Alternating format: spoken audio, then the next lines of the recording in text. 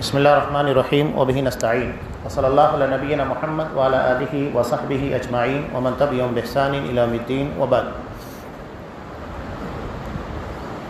قال اللہ تبارک و تعالی خلق الموت والحیاة لیبلوکم ایکم احسن عملا۔ وعن عمر بن الخطاب رضی اللہ تعالی عنہ قال قال رسول اللہ صلی اللہ علیہ وسلم انما الاعمال بالنیات وانما لكل امرئ ما نوى فمن كانت هجرته الى الله ورسوله فهجرته الى الله ورسوله ومن كانت هجرته الى دنيا او امرأة ينكحها فهجرته الى ما هاجر اليه رواہ البخاری۔ محترم سامعین، سورہ ملک کی آیت کا چھوٹا سا ٹکڑا میں نے آپ کے سامنے پیش کیا۔ یہ ابتدائی اور انتہائی اہم درس ہے۔ اللہ نے ارشاد فرمایا کہ اس نے زندگی اور موت کو پیدا کیا، کیوں؟ لیبلوکم ایکم احسن عملا، تاکہ تمہیں آزمائے کہ تم میں کا کون اچھا عمل کرتا ہے۔ احسن، بہترین عمل۔ شیخ صالح الفوزان اس آیت کے تناظر میں ایک بہت پیاری بات کہتے ہیں کہ اللہ نے یہ نہیں کہا لیبلوکم ایکم اکثر عملا، تاکہ وہ تمہیں آزمائے کہ کون زیادہ کام کرتا ہے، بلکہ یہ کہا کون اچھا کام کرتا ہے۔ عمل احسن ہونا چاہیے، جتنا بتایا گیا اتنا ہی کرنا ہے۔ عصر کی 4 رکعت ہے، آپ کو 4 ہی پڑھنا ہے، لیکن اچھے انداز سے۔ زیادتی کی، کمی کی اجازت نہیں، نہ آپ 3 کر سکتے ہیں نہ 5 کر سکتے ہیں، لیکن جتنا ہے اتنا بہترین طریقے سے کرنا ہے۔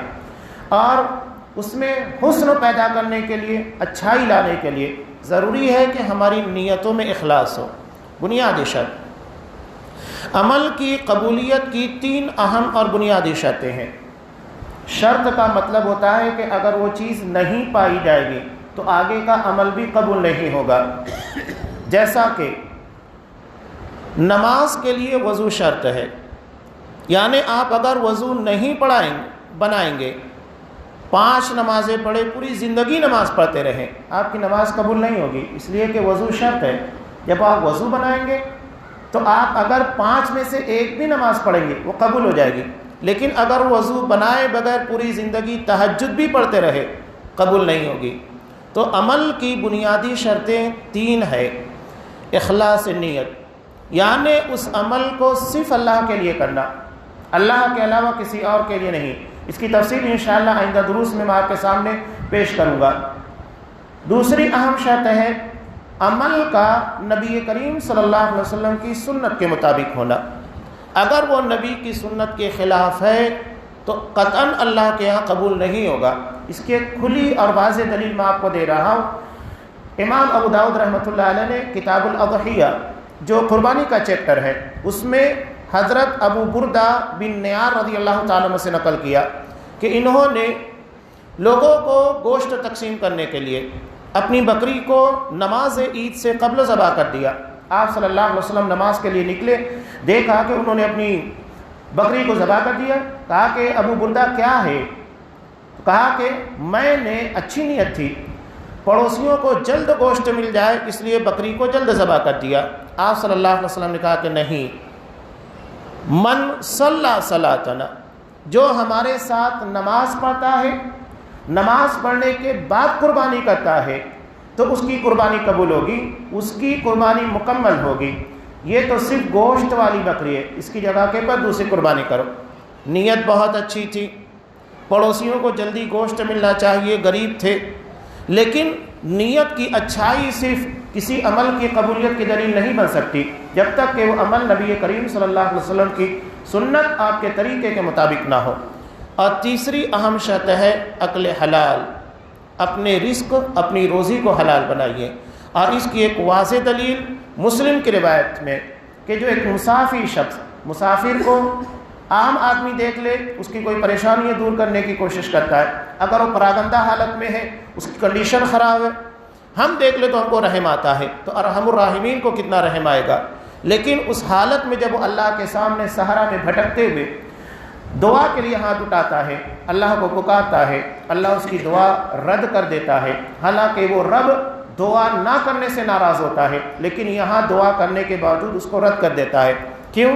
اس کا کھانا، اس کا پینا، اس کا لباس، اس کے جسم میں دوڑنے والا خون سب حرام کا۔ فَأَنَّىٰ يُسْتَجَابُ لِذَٰلِكَ، اس کی دعا کیسے قبول ہوگی؟ یہ 3 اہم اور بنیادی شرطیں ہیں، ان کو یاد رکھیے گا۔ اس لیے امام بخاری رحمۃ اللہ علیہ نے اپنی کتاب صحیح بخاری کی ابتدا اس حدیث سے کی جس میں نیت کو بنیاد بتایا گیا، انما الاعمال بالنیات، سارے نیک اعمال کا دار و مدار نیتوں پر ہوتا ہے۔ اگر کوئی ہجرت جیسا عمل، مہاجرین کو اسلام کی تاریخ میں کیا مقام حاصل ہے، سب کو پتہ ہے، سب سے بڑا مقام 10 مبشرہ کے بعد، لیکن اگر ہجرت جیسا عمل جہاں اپنے گھر بار وطن سب کو چھوڑنا پڑتا ہے، اگر یہ عمل اللہ اس کے رسول کے لیے نہیں ہے تو اس کو رد کر دیا جائے گا۔ آپ نے کہا کہ اگر ہجرت اللہ اس کے رسول کے لیے، اس کو اسی کے لیے مانی جائے گی، اور اگر یہ ہجرت دنیا کے کسی مقصد کے لیے یا عورت کے حصول کے لیے ہے تو اس کی ہجرت اسی جانب مانی جائے گی، اس کا اجر اللہ کے یہاں پر نہیں ملے گا۔ اس کی کچھ تفصیلات ہیں جو انشاءاللہ میں آئندہ دروس میں آپ کے سامنے پیش کروں گا۔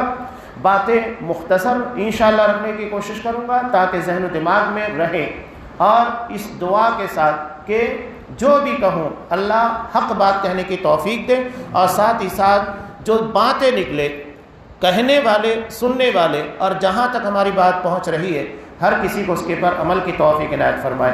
آمین۔ باخر دعوانا الحمدللہ رب العالمین۔